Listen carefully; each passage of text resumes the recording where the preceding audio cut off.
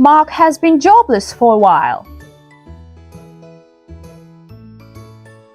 He is desperate to find a job.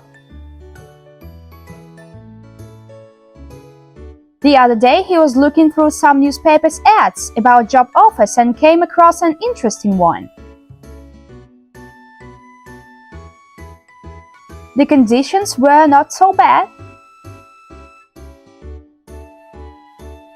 They proposed a day shift, a flexible schedule, a nice social package.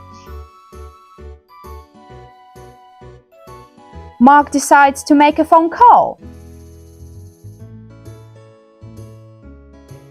He hears a pleasant voice on the other end of the line. It is his chance.